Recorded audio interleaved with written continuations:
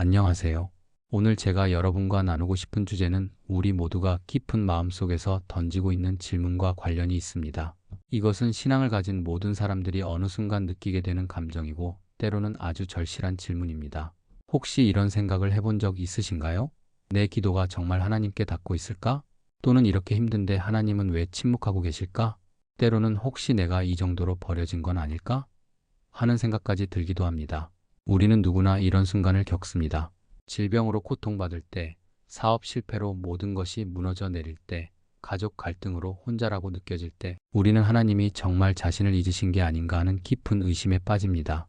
마치 캄캄한 터널 속에서 누군가를 기다리는데 그 사람이 자신을 잊고 가버린 것 같은 그런 두려움이 밀려옵니다.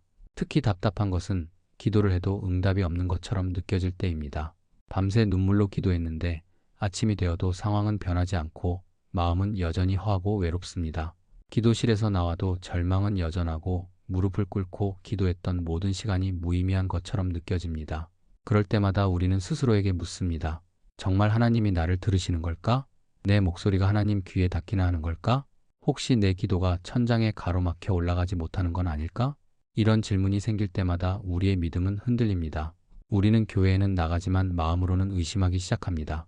찬양을 부르지만 감정은 따라가지 않습니다.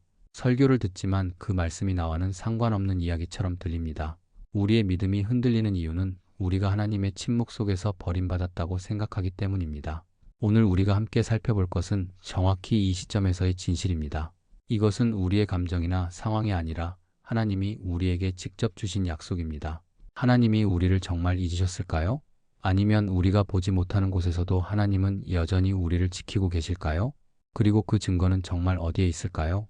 오늘 우리는 그것을 함께 찾아보겠습니다. 우리가 찾는 가장 직접적인 답변은 성경 말씀에 있습니다. 특별히 이사야 49장 15절에서 16절의 말씀을 보겠습니다. 이 말씀은 우리 시대에 기록된 것이 아닙니다. 2700년 전에 예언자 이사야를 통해 하나님이 주신 말씀입니다. 하나님은 이렇게 선포하셨습니다. 여인이 자기가 낳은 자식을 잊을 수 있겠으며 내가 내 백성을 잊을 수 있겠느냐? 보라, 내가 너를 내 손바닥에 새겼고 내 성벽이 항상 내 앞에 있노라. 여기서 놓치지 말아야 할 것이 있습니다. 하나님은 단순히 내가 너를 잊지 않겠다라고만 약속하신 것이 아닙니다. 만약 그렇다면 여전히 의심의 여지가 있을 수 있습니다. 우리는 여전히 하지만 혹시 라고 생각할 수 있습니다. 하지만 하나님은 훨씬 더 강하고 구체적으로 말씀하셨습니다. 하나님은 비유를 사용하셨습니다. 여인이 자기가 낳은 자식을 잊을 수 있겠으며 엄마가 자식을 잊을 수 있다고 생각하십니까? 생각해 보세요. 엄마가 낳은 자식을 버릴 수 있을까요? 엄마가 자식을 잊을 수 있을까요? 자연의 법칙상으로는 거의 불가능합니다. 모성애라는 것은 가장 강력한 본능입니다. 엄마가 자식을 잊는다는 것은 자연이 부서지는 것과 같습니다. 그런데 하나님이 무엇이라고 하셨는가를 들어보세요. 내가 내 백성을 잊을 수 있겠느냐? 하나님의 사랑은 엄마의 사랑보다 더 깊고 더 순수하고 더 영원합니다. 하나님은 우리를 잊을 수 없습니다. 이것이 약속입니다. 그리고 그 다음에 더욱 구체적인 표현이 나옵니다. 보라, 내가 너를 내 손바닥에 새겼고. 이것이 의미하는 바는 무엇일까요? 손바닥에 무언가를 새긴다는 것은 물리적이고 영구적인 표시를 만드는 것입니다. 새겨진 것은 지워지지 않습니다. 시간이 흘러도 어떤 상황이 와도 그것은 남아 있습니다. 이집트의 벽화를 생각해 보세요. 수천 년이 지났어도 그 새겨진 글씨와 그림들은 여전히 남아 있습니다. 하나님이 말씀하신 것은 당신이 하나님 마음 깊은 곳에 영원하게 새겨져 있다는 선언입니다. 이 구절 속에 오늘 우리가 들어야 할 모든 해답이 담겨 있습니다. 손바닥에 새겨진다는 것의 의미를 깊이 있게 살펴보겠습니다. 이것은 단순한 은유가 아니라 우리의 삶 속에 매우 실질적이고 구체적인 의미를 가집니다. 첫째, 그것은 항상 보고 있다는 뜻입니다. 여러분 생각해 보세요. 손바닥은 제 몸에 어디에 있나요? 항상 눈앞에 있습니다. 밥을 먹을 때도 손바닥이 필요합니다. 일을 할 때도 손바닥을 봅니다. 글을 쓸 때도, 운전을 할 때도, 심지어 무언가를 잘못했을 때도 손바닥은 제 시야 안에 들어옵니다. 하나님이 우리를 손바닥에 새겨두셨다는 것은 우리가 항상 하나님의 시선 안에 있다는 의미입니다. 당신이 싸우고 있을 때, 넘어졌을 때, 소리쳐 울고 있을 때 하나님의 눈길은 항상 당신에게 향해 있습니다. 당신이 혼자라고 생각할 때도, 당신이 버림받았다고 느낄 때도, 당신이 세상에서 가장 외로운 사람이라고 생각할 때도 하나님은 당신을 보고 계십니다. 둘째, 그것은 결코 떨어지지 않는다는 의미입니다. 손바닥에 새겨진 것을 생각해 보세요. 어떤 일이 있어도 그것은 지워지지 않습니다. 비가 내려도 바람이 불어도 흙이 묻어도 그것은 남아 있습니다. 손을 씻어도 세월이 흘러도 새겨진 자국은 여전합니다. 주름이 생겨도 나이가 들어도 그것은 사라지지 않습니다. 마찬가지로 하나님의 마음속에 새겨진 당신은 그 어떤 상황에서도 지워질 수 없습니다. 당신의 실패가, 당신의 죄가, 당신의 연약함이 당신을 그 손바닥에서 떼어낼 수 없습니다. 당신의 과거가, 당신의 실수가, 당신의 부족함이 당신을 지워낼 수 없습니다. 당신은 거기에 영구적으로 돌이킬 수 없게 깊이 있게 새겨져 있습니다. 셋째, 이것은 보호와 돌봄의 약속입니다. 손바닥으로 누군가를 감싼다고 생각해 보세요. 엄마가 자식을 손바닥으로 감싼다는 것은 가장 안전한 품 안에 지킨다는 것과 같습니다. 폭풍이 불어도 손바닥 안에는 안전합니다. 추위가 와도 손바닥이 따뜻합니다. 위협이 다가와도 손바닥이 보호합니다. 손바닥은 방어의 최전선입니다. 하나님이 당신을 손바닥에 새겨두셨다는 것은 당신의 모든 고통, 당신의 모든 두려움, 당신의 모든 외로움, 당신의 모든 질병, 당신의 모든 실패가 하나님의 손 안에서 이미 계획되고 관리되고 보호되는 영역이라는 의미입니다. 넷째, 이것은 잊을 수 없는 사랑의 표현입니다. 엄마가 자식을 잊을 수 없듯이 하나님도 당신을 잊을 수 없습니다. 하지만 생각해 보세요. 엄마도 때로는 바쁜 와중에 자식을 잠깐 잊기도 합니다. 일이 많으면 자식 생각이 잠시 사라질 수도 있습니다. 하나님은 다릅니다. 하나님은 당신을 손바닥에 새겨두셨기 때문에 절대로 잊을 수 없습니다. 하나님이 존재하는 한 당신은 하나님 손바닥에 새겨진 존재로 남을 것입니다. 이제 이 말씀이 실제로 사람의 삶을 어떻게 변화시키는지 보는 것이 중요합니다. 한 분의 간증을 나누고 싶습니다. 이것은 매우 실제적인 이야기입니다. 목사님, 저는 지난 2년 동안 정말 인생 최악의 터널을 지났습니다. 사업이 망했습니다. 수년간 열심히 모은 자산이 모두 사라졌습니다. 빌린 돈도 많았습니다. 가족 관계도 갈라졌습니다. 아내는 저를 믿지 못했고 자식들은 제 얼굴을 볼 때마다 실망한 눈빛을 보였습니다. 그리고 가장 힘든 것은 혼자라는 생각이었습니다. 밤마다 눈물을 흘렸습니다. 혼자 침대에 누워서 천장을 바라보며 울었습니다. 아내도 옆에 있었지만 혼자였습니다. 왜냐하면 아내는 저를 이해하지 못했기 때문입니다. 실제로 제 형제들도 저를 외면했습니다. 친구들도 점점 연락이 끊겼습니다. 그러던 중에 교회에 나가 기도를 시작했습니다. 기도실에서 울부짖었습니다. 하나님, 저를 버리지 마세요. 저를 잊지 마세요. 하지만 기도하는 것도 의미 없다고 느껴졌습니다. 하나님을 향해 울부짖었지만 하늘은 닫혀 있는 것 같았고 기도는 천장을 뚫지 못하는 것처럼 느껴졌습니다. 정말 그 시간이 가장 외로웠습니다. 혹시 내가 하나님을 잃은 게 아닐까? 혹시 하나님이 나를 버린 게 아닐까? 하는 생각까지 들었어요. 그런데 어느 날 제가 우연히 이사야 49장의 이 말씀을 읽게 됐습니다. 여인이 자기가 낳은 자식을 잊을 수 있겠으며 내가 내 백성을 잊을 수 있겠느냐. 보라, 내가 너를 내 손바닥에 새겼고 마이너스 그 순간 뭔가 확 깨졌습니다. 눈물이 터져 나왔어요. 손에 책을 잡고 있던 제 손이 떨렸습니다. 제가 혼자가 아니었다는 걸 깨달았습니다. 하나님은 저를 잊지 않으셨고 제 고통의 시간마다 제 얼굴을 보고 계셨다는 생각이 들었습니다. 제 눈물을 보고 계셨습니다. 제 절망을 보고 계셨습니다. 제 기도를 들으셨습니다. 그 깨달음으로부터 정말 조금씩 변했습니다. 지금도 여전히 어렵습니다. 회복되지 않은 것도 많습니다. 하지만 손바닥을 볼 때마다 하나님이 저를 안고 계신다는 것을 느낍니다. 아침에 손바닥을 보면서 기도합니다. 하나님, 저를 놓지 마세요. 그리고 신기하게도 그 마음에서 출발한 기도들이 응답되기 시작했어요. 사업도 조금씩 회복되고 있습니다. 가족 관계도 대화하기 시작했습니다. 아내도 제 손을 잡기 시작했습니다. 무엇보다 제 마음속의 절망감이 희망으로 바뀌었습니다. 지금도 힘들지만 그 안에서 하나님을 느낍니다. 이것이 바로 하나님이 손바닥에 새겨진 백성을 대하시는 방식입니다. 성경 속 인물들도 똑같은 경험을 했습니다. 요셉의 삶을 보세요. 이것은 우리가 할 수 있는 가장 좋은 비교입니다. 요셉은 꿈꾸는 청년이었습니다. 하나님이 주신 꿈과 소명으로 가슴이 벅찼습니다. 그는 가나안 땅에 살던 평범한 목동이 아니었습니다. 그는 하나님의 꿈을 받은 자였습니다. 신자였습니다. 하지만 그의 형들은 그 꿈을 질렸습니다. 그들은 요셉의 꿈 이야기에 귀를 기울이지 않았습니다. 오히려 그것에 질렸습니다. 그래서 그들은 요셉을 죽이려고 했습니다. 하지만 결국 그들은 요셉을 팔아버렸습니다. 낯선 나라 이집트의 종으로 팔려가 버렸습니다. 거기서 요셉은 노예로 살았습니다. 어린 나이에 가족을 잃었습니다. 자유를 잃었습니다. 모든 것을 잃은 채 남의 집에서 종으로 일했습니다. 얼마나 외로웠겠습니까? 얼마나 절망했겠습니까? 하나님이 자신에게 주신 꿈은 어디로 간 것일까요? 하나님이 정말 자신을 버린 건 아닐까? 여기서 중요한 것은 창세기 39장 2절에서 3절의 말씀입니다. 여호와께서 요셉과 함께 하심으로 그가 형통하였더니 요셉이 그의 주인의 집에 있으므로 주인이 보니 여호와께서 그와 함께 하심이며 여호와께서 그의 손으로 하는 모든 것을 형통하게 하심이라. 주목할 부분이 있습니다. 요셉의 상황은 변하지 않았습니다. 여전히 종입니다. 여전히 이집트에 있습니다. 여전히 고향에서 멀리 떨어져 있습니다. 여전히 노예의 신분입니다. 하지만 하나님은 그와 함께 하셨습니다.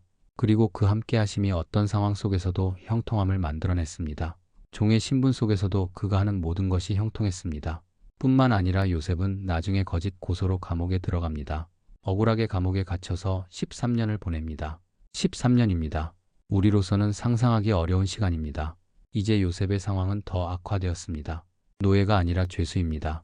감옥에 있는 중에도 가장 외로운 순간에도 창세기 39장 21절에서 23절을 보면 여호와께서 요셉과 함께 하심에 그에게 인자를 베푸셨고 감수장으로 하여금 그를 쫓게 봐주게 하셨고 감옥의 모든 죄수를 그의 손에 맡기셨다고 기록되어 있습니다. 감옥 속에서도 하나님은 요셉을 잊지 않으셨습니다. 감옥 안에서도 하나님이 그와 함께 하셨습니다. 그리고 13년의 그 기다림과 고통이 이집트의 총리가 되는 길목이 되었습니다. 형들의 배신, 종살이, 감옥 생활, 모든 것이 결국 더 큰 목적을 향한 하나님의 손길이었습니다. 당신의 시간도 그렇습니다. 지금 느껴지는 침묵은 버려짐이 아닙니다. 지금 느껴지는 고통은 버림이 아닙니다. 지금 경험하고 있는 어둠은 끝이 아닙니다. 모든 것이 더 큰 목적을 향해 가는 과정입니다. 하나님의 손바닥에서 당신을 새기고 계신 이 시간이 당신의 가장 귀한 시간이 될 것입니다. 이제 이 진리를 단순한 감정이 아니라 실제 삶에서 경험하기 위해 구체적인 실천을 시작해 보겠습니다. 가장 먼저 선포해야 할 것은 당신 자신이 하나님의 손바닥에 새겨진 존재라는 사실입니다. 매일 아침 특별히 힘이 들 때마다 거울을 보면서 이렇게 말씀해 보세요. 나는 하나님의 손바닥에 새겨진 존재다. 하나님은 나를 잊지 않으셨다. 하나님은 나를 보고 계신다. 이것은 단순한 긍정이나 자기암시가 아닙니다. 이것은 하나님의 말씀에 근거한 신앙 고백입니다. 우리가 말씀을 따라 고백할 때 그 고백이 우리의 영혼을 변화시킵니다. 로마서 10장 8절에서 10절을 보면 그 말씀은 내게 가까워 내 입에도 있고 내 마음에도 있다고 했습니다. 우리가 입으로 고백하는 것이 중요합니다. 말씀이 입에서 나올 때 그것이 심장으로 내려갑니다. 둘째로, 당신이 불안해하고 두려워할 때마다 손바닥을 들여다보는 습관을 만들어 보세요. 손바닥에 십자가 모양을 그려보세요. 손가락으로 특별히 터치하면서 하나님, 저를 봐주세요. 저를 놓지 마세요. 저를 이 손바닥 안에 지켜주세요. 라고 기도해 보세요. 이것은 당신의 물리적 신체를 통해 영적 진리를 경험하게 만들어줄 것입니다. 우리의 몸도 우리의 신앙의 일부입니다. 생각해 보세요. 당신이 두려워할 때 손바닥을 펴고 보면서 내 손바닥에 나는 새겨져 있다. 나는 버려진 게 아니다라고 말할 때 당신의 뇌는 그 신호를 받습니다. 당신의 감정은 그 고백에 반응합니다. 셋째로, 21일 동안 매일 저녁 감사의 3가지를 기록해 보세요. 특별히 하나님이 내가 모르는 곳에서 지켜주신 흔적 3가지를 찾아보는 것입니다. 무엇이 될까요? 아주 작은 것도 괜찮습니다. 길을 가다가 사고를 피한 것, 혹시 내가 1초만 더 천천히 걸었으면 사고가 났을 뻔했다. 누군가의 한마디에 위로받은 것, 그 사람 같지 않은 타이밍에 친구가 전화를 왔다. 생각지 못한 경로로 도움을 받은 것, 누가 나를 도와줄 거라고 예상도 못했는데 도와줬다. 밤잠을 설쳤을 때 아침에 기적 같은 일이 생긴 것, 피곤했는데 정말 필요한 시간에 에너지가 생겼다. 병이 낫는 과정, 의사도 신기해하는 회복 속도다. 이렇게 21일을 계속하면 당신의 눈이 열립니다. 당신의 영혼이 깨어납니다. 그러면 당신은 하나님이 이미 당신을 잊지 않고 계신 증거들을 발견하게 될 것입니다. 그리고 그 발견이 당신의 믿음을 강하게 만들 것입니다. 희망을 새로 품게 만들 것입니다. 절망을 기쁨으로 바꿀 것입니다. 이제 여러분의 신앙 경험을 나누고 싶습니다. 우리가 함께 경험할 때 더 큰 은혜가 있습니다. 혹시 당신도 하나님이 나를 잊지 않으셨다고 깨달았던 순간이 있으신가요? 그것이 언제였나요? 무엇을 통해 깨달으셨나요? 댓글로 그 순간을 나눠주세요. 당신의 간증이 다른 누군가에게 큰 위로와 믿음이 될 것입니다. 당신의 이야기가 누군가를 절망에서 구해낼 수 있습니다. 혹은 지금도 과연 내가 잊혀지지는 않았을까? 하고 의심하고 계신가요? 그 의심이 죄가 아닙니다. 당신의 의문이 잘못된 것이 아닙니다. 댓글에 저도 손바닥에 새겨졌습니다 라는 아멘으로 동의해 주셔도 좋습니다. 저도 확신하고 싶습니다라고 나눠주셔도 좋습니다. 우리가 이 약속을 함께 붙잡을 때 그 약속은 더 강해집니다. 그리고 가능하다면 이 21일 챌린지에 함께 해주세요. 댓글에 21일 챌린지 참여합니다라고 남겨주세요. 그러고 매일 밤 감사의 3가지를 기록하면서 함께 하나님의 손바닥 위에서 치유받고 회복되는 경험을 나누고 싶습니다. 우리가 함께 경험할 때 우리의 믿음은 더 강해집니다. 우리의 영혼은 더 깊이 변합니다. 혼자가 아니라는 것을 알 때 우리는 더 용감해집니다. 좋아요를 눌러주세요. 그리고 구독을 해주세요. 이것은 단순한 버튼 클릭을 넘어 이 복음의 메시지를 더 많은 사람들에게 전하는 영적 사역이 됩니다. 우리 주변에 얼마나 많은 사람들이 혹시 나는 버려진 건 아닐까? 하고 절망하고 있을까요? 당신의 한 번의 클릭이 누군가의 어두운 밤을 밝히는 빛이 될 수 있습니다. 누군가의 절망을 희망으로 바꾸는 역할을 할 수 있습니다. 누군가의 생명을 구하는 데 동참하는 것이 됩니다. 이 채널을 구독함으로써 당신은 단순히 영상을 보는 것이 아닙니다. 당신은 영적 공동체에 참여하는 것입니다. 당신은 복음 전파의 사역자가 되는 것입니다. 마무리하면서 이렇게 축복 기도드립니다. 하나님이 당신의 손바닥에 당신을 새기신 이유는 오직 하나입니다. 당신을 사랑하시기 때문입니다. 그것이 전부입니다. 다른 이유는 없습니다. 당신이 착할 때도 못할 때도 죄를 지었을 때도 하나님을 떠났을 때도 하나님은 변함없이 당신을 사랑하십니다. 그 사랑의 표현이 바로 당신을 손바닥에 새기신 것입니다.